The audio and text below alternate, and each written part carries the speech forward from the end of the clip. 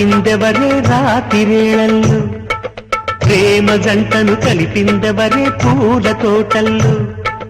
కోకిలమ్మను పూయమంటూ పల్లె వీణను మీటమంటూ కళ్యాణి రా